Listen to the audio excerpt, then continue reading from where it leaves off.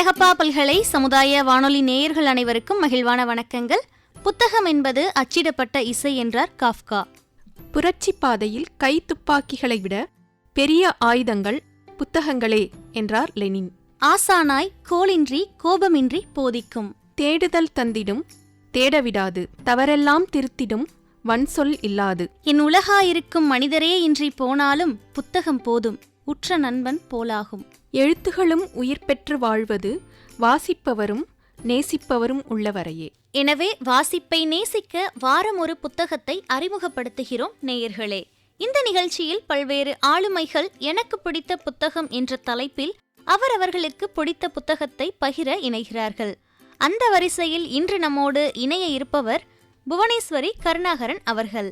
இயற்பியல் துறையில் இளங்கலை பட்டம் பயின்ற இவர் புத்தக வாசிப்பில் மிகுந்த ஆர்வம் கொண்டவர். சுங்கத்துறையில் உயர் அதிகாரியாக பணியாற்றும் கணவர் கருணாகரன் அவர்கள் மற்றும் மகனுடன் சென்னையில் வசித்து வரும் இவர் நம் காரைக்குடி அழகப்பா பள்ளி மற்றும் கல்லூரியின் முன்னாள் மாணவர் என்பது குறிப்பிடத்தக்கது.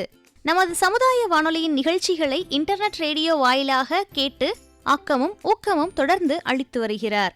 தற்போது எனக்கு பிடித்த புத்தகம் நிகழ்ச்சியில் புவனேஸ்வரி அவர்கள் இணைகிறார். வாங்க நேயர்களே, நம்ம நிகழ்ச்சியை கேட்கலாம்.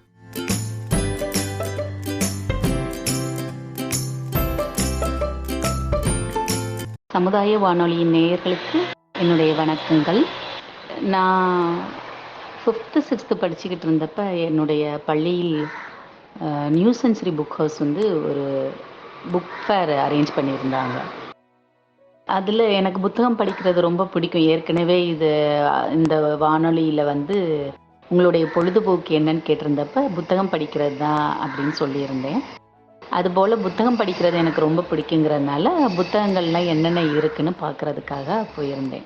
அது வரைக்கும் என் வயசுக்கு மீறின க்ரைம் நாவல், பாக்கெட் நாவல், அப்புறம் என் வயசுக்கு ஏற்ற கோகுலம், அம்பளி மாமா, அதில் வர சிறுகதைகள், சித்திரக்கதைகள்னு படிச்சுக்கிட்டு இருந்த எனக்கு ஒரு சின்ன பையனோட கார்ட்டூன் போட்ட ஒரு நாவல், ஒரு குறுநாவல் சைஸில் இருந்த ஒரு புத்தகத்தை பார்த்தோன்னா ரொம்ப ஆர்வமாக இருந்துச்சு. இது பெரியவங்களுக்கான புத்தகமா சின்னவங்களுக்கான புத்தகமானு எனக்கு சொல்ல தெரியலை. அதனாலேயே அதை வாங்கணும்னு நினச்சேன். செரியோஷா வேரா பனோவா அப்படிங்கிற ஒரு ரைட்டர் பேரும் இருந்தது. ருஷியன் புக் அது. சரின்ட்டு அதை வாங்கினேன். அது வாங்கி படிக்க படிக்க நான் அந்த புத்தகத்தை ஒரு நாள் ஒரு வார இறுதியில் படிக்க ஆரம்பித்தேன். புத்தகம் வாங்கின வார இறுதியில், சனிக்கிழமையா ஞாயிற்றுக்கிழமையான்னு எனக்கு ஞாபகம் இல்லை. காலையில் எங்கள் தோட்டத்தில் உட்காந்து படிக்க ஆரம்பித்தேன். அது முடிக்கிற வரைக்கும் மத்தியானமே முடிச்சிட்டேன் அந்த புத்தகத்தை. நான் 5வது 6வது படிக்கிறப்ப அது வரைக்கும் என்னால் எந்திரிக்கவே முடியலை. அது படிக்க படிக்க என்னன்னா, இது எப்படி நம்மளோட உணர்வுகளை அப்படியே சொல்லுது, நம்ம நினைக்கிறதையெல்லாம் இதில் சொல்கிறாங்களே, நம்மளுக்கு என்னென்ன நம்ம ஃபீல் பண்ணுறோமோ அதெல்லாம் எப்படி இவங்களுக்கு தெரியுது, மற்றவங்களை நம்ம எப்படி வேல்யூ பண்ணுறோம் அப்படிங்கிறதெல்லாம் இவங்க எப்படி கரெக்டாக கெஸ் பண்ணியிருக்கிறாங்க அப்படிங்கிறதெல்லாம் எனக்கு ரொம்ப ஆச்சரியமாக இருந்துச்சு. அது சிறுவர்களுக்கான, அது ஒரு சிறுவனை பற்றின புத்தகம், ஆனால் அது பெரியவங்களுக்காக எழுதின புத்தகம் அப்படின்னு தான் எனக்கு இப்போ தோணுது. அதோட நாட்டு என்னன்னா, ஒரு சின்ன பையன், 6 வயசு பையன், அவனோட ஒரு வருஷத்தில் நடந்த, ஒரு வருஷம்னு சொல்கிறது கூட ஒரு வசந்த காலத்தில், ஒரு சம்மரில் அவனை சுற்றி நடந்த நிகழ்ச்சிகள் அவனை எப்படி பாதிக்குது, அதில் அவன் என்னெல்லாம் அவனுக்கு நேருது அப்படிங்கிறது தான் கதை. அதில் முக்கியமாக என்னென்னா, அவன் பிறக்கிறதுக்கு முன்னாடியே அவங்க அப்பா போரில் இறந்துடுறாரு. அவனுக்கு 6 வயசு ஆகிறப்ப இந்த கதை நடக்கிற காலத்தில் தான் அவங்க அம்மா மறுமணம் செஞ்சுக்கிறாங்க. அந்த 2வது தகப்பனுக்கும் இவனுக்கும் உறவு எப்படி வளருது, அந்த தகப்பனோட இடத்தை செரியோஷாவோட மனத்தில் இவன் பிடிச்சானா, அந்த 2வது தகப்பன் தகப்பனுக்குரிய இடத்தை அடைஞ்சானா அப்படிங்கிறது கதை. அதுக்கு இடையில செரியோஷாக்கும் அவனுடைய ஃப்ரெண்ட்ஸ்களுக்கும் உள்ள ரிலேஷன்ஷிப், மற்றவங்களுக்குள்ள பார்வையில் நடக்கிற நிகழ்ச்சிகள், அது மூலம் அதை பற்றின அவனுடைய எண்ணங்கள், இதுதான் கதை. ஆனால் எனக்கு படிக்கிறப்ப 10-12 வயசு. ஆனால் ஒரு 6 வயசுக்கு உள்ள பையனோட உணர்ச்சிகளும் அவனுடைய மதிப்பீடுகளும் அந்த 10-12 வயசுலயும் எனக்கு இருந்திருக்குது. ஏன்னா நான் வந்து அந்த பையனுடைய உணர்ச்சிகள அவங்க டிஸ்கிரைப் பண்ணதெல்லாம் அப்படியே என்னால புரிஞ்சுக்க முடிஞ்சுச்சு. ஏன்னா அதே தான் நானும் ஃபீல் பண்ணிட்டு இருந்தேன். இப்ப இருக்கிற காலகட்டத்துல 10-12 வயசுக்கான பிள்ளைகளுக்கான உணர்ச்சிகளோ, அவங்களுடைய மதிப்பீடுகளும் நிச்சயம் வேறையா தான் இருக்கும். ஏன்னா அவங்களுக்கான எக்ஸ்போஷர் ரொம்ப ஜாஸ்தி. ஆனா அப்ப வந்து 30 வருஷத்துக்கு முன்னாடி வந்து பெரிய மாறுதல் இல்ல. 6 வயசு பிள்ளைக்கு என்ன குழந்தைமை இருந்ததோ, அதே தான் 10-12 வயசு பிள்ளைக்கும் இருந்துச்சு அப்படிங்கிறத என்னால உறுதியா சொல்ல முடியும். இந்த கதையோட முதல் அத்தியாயத்திலேயே செரியோஷாவோட அம்மா அவங்கிட்ட தான் மறுமணம் செய்துக்க போறத இப்படி சொல்றாங்க. செரியோஷா கண்ணு கேளு, நம் வீட்டில் அப்பா இருக்கவேன்னு எனக்கு ஆசையா இருக்கிறது என்றாள் அம்மா. செரியோஷா அவளை ஏறெடுத்து நோக்கினான். இதை பற்றி அவன் எண்ணியதில்லை. சில பையன்களுக்கு தகப்பனார்கள் இருக்கிறார்கள், சிலருக்கு இல்லை. செரியோஷாவுக்கும் இல்லை. அவனுடைய தகப்பனார் போரில் கொல்லப்பட்டு விட்டார். செரியோஷா அவரை படத்தில்தான் பார்த்திருக்கிறான். சில வேளைகளில் அம்மா படத்தை முத்தமிட்டு விட்டு செரியோஷாவுக்கும் முத்தமிட தருவாள். அம்மாவின் மூச்சால் ஆவி படிந்து மங்கிய கண்ணாடி மீது செரியோஷா உதடுகளை தயாராக ஒற்றுவான். ஆனால் அவனுக்கு அன்பு உண்டாகாது. படத்தில் மட்டுமே பார்த்த ஒருவர் பால் அன்பு கொள்ள அவனால் முடியவில்லை. இது குழந்தைங்க பெரியவங்க 2 பேத்துக்கும் பொதுவான ஒரு உணர்ச்சின்னு நினைக்கிறேன். படத்துல மட்டும் பார்த்த ஒருத்தங்க மேல நம்மளுக்கு நிச்சயம் அன்பு உண்டாகாது இல்லையா? அப்புறம் இது அப்படியே தொடருது. ஆனா அப்பா இருந்தா நல்லா இருக்கும் இல்லையா அப்படின்னு அவங்க அம்மா கேட்குறா. உடனே அந்த சின்ன பையன் யோசிக்கிறான், அப்பா இருந்தா நல்லா இருக்குமா இல்லைன்னா நல்லா இருக்குமா அப்படின்னு. அவனோட ஃப்ரெண்டு ஷூரிக்னு ஒரு பையன், அவனோட அப்பா லாரி டிரைவராக இருப்பார். சில வேளைகளில் சூரிக்கையும் அவனோட ஃப்ரெண்ட்ஸ், அதாவது ஷெரியோஷா எல்லாத்தையும் லாரியில் கூட்டிகிட்டு போவார். அப்போ இவங்கெல்லாம் லாரிக்கு மேலே உட்காந்துருக்கிறப்ப ஷூரிக் மட்டும் அவங்க அப்பாவோட டிரைவர் கேபினில் உட்காந்துருப்பான். ஆனால் இவங்க பொறாமப்பட முடியாது, ஏன்னா அவன் வந்து சொந்த பையன் இல்லையா, அதனால. அதே சமயம் ஷூரிக்கு ஏதாச்சும் சேட்டை பண்ணுனா அவங்க அப்பா அடி வெளுத்துருவாரு. இப்படி யோசிச்சு பார்க்குறான், அப்பா இருக்கிறது நல்லதா இல்லாமல் இருக்கிறது நல்லதா அப்படின்னு. அப்படி யோசிச்சுட்டு இருக்கிறப்பயே அவங்க அம்மா அவனை கட்டி தழுவிட்டு நிற்கிறப்ப அவங்க அம்மாவோட இதயத்தோட ஓசை கேட்குது அவனுக்கு. உடனே என்ன இது டிக் டிக்னு ஏதோ சத்தம் கேட்குதுன்னு அவங்க அம்மாட்ட கேட்குறான். உடனே அவங்க அம்மா சிரிச்சிட்டு, இது என்னுடைய இதயம் துடிக்குது அப்படின்பா. இப்போ எனக்கு அப்படின்பான். உனக்கும் இருக்குது பாரு அப்படின்னு அவனோட கையை எடுத்து அவனோட மார்பு மேலே வச்சு அந்த சத்தத்தை உணர செய்வா.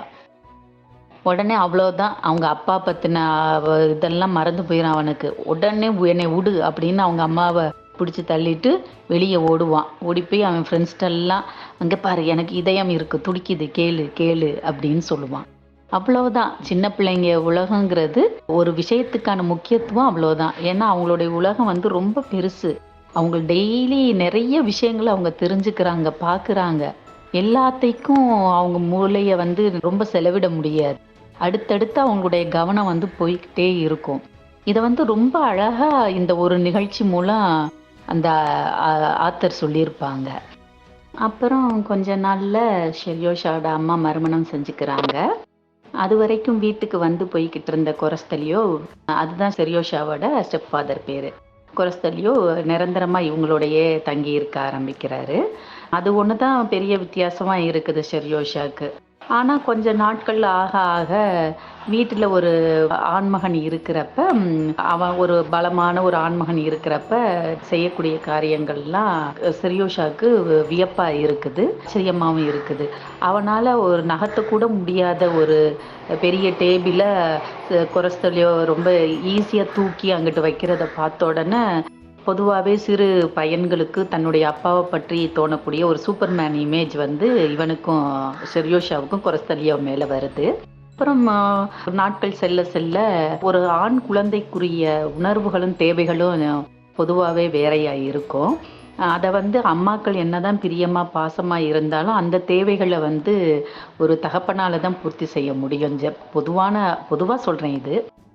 அது போல, ஏன்னா இப்போ அவங்க விளையாடும் போதோ இல்லை மற்ற ஃபிசிக்கல் ஆக்டிவிட்டிங் போதோ அவங்க கீழே விழுந்துருவாங்க, அடிபட்டுரும் அப்படின்னு அம்மாக்கள் பொதுவாக பயப்படுவாங்க. ஆனால் அப்பாக்களோ இல்லை இறங்கி அடிடா, ஓடுறா, விளையாடுறா, பையன்னா குழந்தைன்னா விழுகத்தான் செய்யும், அடிபடத்தான் செய்யும் அப்படின்னு என்கரேஜ் பண்ணுவாங்க. அதுபோல் கொரஸ்தலியோ இவனுக்கு நீந்த கற்றுத்தர்றது, சைக்கிள் ஓட்ட கற்றுக் கொடுக்கறது, நிறைய விஷயங்களில் ஊக்கப்படுத்துறது, இதெல்லாம் வந்து அவனுக்கு வந்து ரொம்ப ஒரு நிறைவை தருது. ஒரு வீட்டில் ஒரு தகப்பனா இருந்தால் என்னென்னலாம் ஒரு குழந்தைக்கு செய்வாங்க அப்படிங்கிறத அவனால் ரியலைஸ் பண்ண முடியுது. ஒரு அப்பாங்கிற ஒரு ஆசையும் ஒரு பாசமும் அவனுக்கு இயல்பாகவே கொரஸ்தல்யோ மேலே அவனுக்கு உருவாகுது. இதற்கிடையில் கொரஸ்தல்யோ மூலமாக ஷெர்யோஷாவோட அம்மாவுக்கு இன்னொரு குழந்தை பிறக்குது. அந்த பச்சை குழந்தைக்கு அவ கொடுக்குற கவனம் இது வந்து செரியோஷாவுக்கு தன்னை அம்மா கவனிக்கலை, முன்ன மாதிரி கவனிக்கலை அப்படிங்கிற ஒரு ஏக்கத்தை உருவாக்குது. மேலும் அவனுக்கு வந்து உடம்புக்கும் ரொம்ப முடியாமல் போயிடுது. டான்சில்ஸ் வருது. அது ஒரு 2 மாதங்கள் அவன் படுக்கையில் கிடக்கிறாப்புல ஆகுது. அதுக்கப்புறம் நிமோனியா, மேலும் சில மாதங்கள் அவன் படுக்கையிலேயே கழிக்க வேண்டிய நிலைமை ஏற்படுகிறது. இந்த நேரங்களில் அவன் தன்னுடைய ஃப்ரெண்ட்ஸ்டேருந்தும் விலகி இருக்க வேண்டிய சுச்சுவேஷன் வந்துடுது. ஏன்னா அவன் படுக்கையிலேயே இருக்கிறான். அவனுடைய ஃப்ரெண்ட்ஸ்லாம் வெளியில் விளையாண்டுட்டு இருக்கிறாங்க. மேலும் அவங்க அம்மாவும் சிறு குழந்தைக்கு நிறைய செய்ய வேண்டியனால இவனை கவனிக்க முடியாத சூழ்நிலை உருவாகுது. இவனுக்கு அப்போ இருக்கிற ஒரே ஆறுதல் கொரஸ்தல்யோ தான். வேலை முடிஞ்சு வந்தோன்னா அவன் செரியோஷாவோட சிறிது நேரம் செலவிட்டு அவனோட பேசி அவனுக்கு கதைகள் சொல்லி அவனை வந்து மகிழ்விக்கிறான். இதுக்கிடையில் கொரஸ்தல்யோவுக்கு இப்போ இருக்கிற ஊர்லேருந்து தொலை தூரத்தில் உள்ள ஒரு ஊருக்கு டிரான்ஸ்ஃபர் கிடச்சிருது. அது இந்த ஊரை விட ரொம்பவும் குளிர் மிகுந்த ஊர் அப்படிங்கிறாப்புல பேசிக்கிறாங்க. அதனால செரியோஷாவோட உடல்நிலையை கருத்தில் கொண்டு செரியோஷாவை இங்கே, அதாவது இப்போ இவங்க தங்கி இருக்கிற வீட்டு சொந்தக்காரங்க நெருங்கிய உறவினர் போல இருக்கிறாங்க, அவங்கள்ட்ட செரியோஷாவை விட்டுட்டு கொரஸ்தல்யோ, செரியோஷா அம்மா, சிறு குழந்தை 3 பேரும் மட்டும் அந்த ஊருக்கு போவதாகவும் அங்கே செட்டில் ஆகி ஒரு கூடிய சீக்கிரம் வந்து செரியோஷாவை திரும்ப கூட்டிகிட்டு போகிறதுன்னு பெரியவங்க முடிவு பண்ணுறாங்க. ஆனால் இந்த காரணங்களை வந்து செரியோஷாவால் புரிஞ்சிக்கவும் முடியலை, ஏற்றுக்கவும் முடியலை. அவனை பொறுத்தவரை தான் வந்து இனிமே அம்மாவுக்கு தேவையில்லை, அவளுக்கு வந்து புது குழந்தை கிடைச்சிருச்சு, கொரஸ்தல்யோவுக்கும் தன்னுடைய அம்மாவுக்கும் புது குழந்தை கிடைச்சிருச்சு அப்படிங்கிறாப்புல ஒரு எண்ணம் உருவாயிருது. ஜாமானெல்லாம் லாரியில ஏற்றிட்டு கிளம்புற அன்னைக்கு செரியோஷா வாசல்ல நின்றுட்டு ரொம்ப சுய இறக்கத்தோட தான் யாருக்குமே இந்த உலகத்துல தேவையில்லை அப்படிங்கிற மனசு நிறைஞ்ச வருத்தத்தோட கண்ணில் கண்ணீர் ததும்ப அப்படியே பார்த்துக்கிட்டு நிற்கிறான். லாரி போன ஒரு 10 அடியில் திரும்ப நின்றுட்டு கொரஸ்தல்யோ அதுலேருந்து இறங்கி ஒடியாடுறாரு. வந்து செரியோஷா எடு, உன்னுடைய ஜாமான்களெல்லாம் எடு, பேக் பண்ணு அப்படின்னு வேக வேகமாக அவனுடைய ஜாமான்களெல்லாம் பேக் பண்ணுறாரு. உடனே செரியோஷாவோட அம்மா கத்துறாங்க, என்ன பண்ணுற கொரஸ்தல்யோ, அவன் குழந்தை, அவன் உடம்பு ஏற்கனவே ரொம்ப முடியலை, அவனுக்கு தாங்காது அப்படிங்கிறப்ப அவர் வந்து அதை மறுக்கிறார். இல்லை, செரியோஷாவை விட்டுட்டு போக முடியாது, அது வந்து என்னுடைய உடம்பின் ஒரு பாகத்தை வந்து விட்டுட்டு போறாப்புல இருக்குது, என்னவா இருந்தாலும் அவன் நம்மளோட தான் இருக்கணும், நம்ம என்னவா இருந்தாலும் நான் பார்த்துக்கிறேன், கவலைப்படாத அப்படின்னு சொல்லி வேக வேகமாக பேக் பண்ணி அவனை இது கொண்டு போய் அவங்க அம்மாவுக்கு பக்கத்தில் லாரி கேபின்ல வர வச்சிடுறாங்க. லாரி கிளம்பிடுது. இதுதான் இந்த கதையோட கிளைமேக்ஸ். அப்போ வந்து செரியோஷாவோட மன நிலைமை எப்படி இருக்குதுன்னா, அது வந்து அவ்வளோ ஒரே நெருக்கடியாக இருக்குது லாரி கேபினில், அவங்க அம்மா, குட்டி குழந்தை, டிரைவர் எல்லாம். ஆனாலும் அது எவ்வளோ அசௌகரியமான சூழ்நிலையாக இருந்தாலும் அவனுக்கு வந்து மனசு நிறைய சந்தோஷம். அதாவது தான் வந்து இந்த உலகத்தால் யாராலையும் வெறுக்கப்படலை, முக்கியமாக வந்து கொரஸ்தல்யோ வந்து எந்த காலத்துலையும் தன்னை கைவிட மாட்டான் அப்படிங்கிறது வந்து அவனுக்கு ஒரு பெரிய பாதுகாப்பு உணர்வையும் மனது நிறைஞ்ச சந்தோஷத்தையும் கொடுக்குது. இதுதான் இந்த கதையோட முடிவு. இதில் கடைசி ஒரு 20-25 பக்கங்களை வந்து நான் வந்து அழுதபடிக்கு தான் படித்தேன். அது இன்னமுமே நான் ஒவ்வொரு தடவை இந்த புத்தகத்தை படிக்கும் போதும் இன்னமுமே எனக்கு அது அழுக வரும். அந்த கடைசி பக்கங்கள், ஒரு குழந்தை வந்து உண்மையாகவே ஒரு குழந்தையோட உணர்வை தெரிஞ்சுக்கணும் அப்படின்னு நினைக்கிற பெரியவங்க வந்து அவசியம் படிக்க வேண்டிய புத்தகம் இது. சொல்லப்போனால் இந்த புத்தகம் வந்து இந்த செரியோஷா அப்படிங்கிற இந்த புத்தகம் தான் என்னுடைய புத்தகம் படிக்கிற ரசனையவே மாற்றிருச்சு. அதுக்கப்புறம் வந்து நான் எவ்வளவோ புத்தகங்கள், ஆயிரக்கணக்கான புத்தகங்கள் படிச்சுட்டேன். ஆனால் இன்னமும் என் மனசுக்கு ரொம்பவும் பிடிச்ச நெருக்கமான புத்தகம்னா வேரோ பனோவா எழுதின செரியோஷாங்கிற இந்த புத்தகம்தான். கடைசி பக்கங்களை நான் அழுதுகிட்டே படித்ததுக்கு காரணம் செரியோஷாவோட இடத்துல என்னைய வச்சு பார்த்தனால வந்த இமோஷன். ஆக்சுவலாக இந்த கதை வந்து சோகமானது கிடையாது. ரொம்ப ஜாலியான, ரொம்ப ஃபன்னியான ஸ்டோரி இது. குழந்தைங்களோட உலகம் வந்து எவ்வளவு சிம்பிளானது, எவ்வளவு அழகானது, எவ்வளவு சுவாரஸ்யமானது அப்படிங்கிறத இந்த புத்தகம் வழியா நம்ம நல்லா தெரிஞ்சுக்கலாம். எனக்கு பிடித்த புத்தகம் நிகழ்ச்சியில் இதுவரை திருமதி புவனேஸ்வரி அவர்கள் பகிர்ந்த செரியோஷா எனும் ரஷ்ய கதையை நம்ம கேட்டோம். இந்த கதையை கேட்குற நமக்கே படிக்கணுங்கிற ஆர்வத்தை ஏற்படுத்தின திருமதி புவனேஸ்வரி அவர்களுக்கு நம்ம அழகப்பா பல்கலை சமுதாய வானொலியின் நன்றிகள். மீண்டும் அடுத்த வாரம் இன்னும் ஒரு புத்தக பகிர்வில் சந்திப்போம். வாசிப்பை நேசிப்போம். நன்றி நேயர்களே.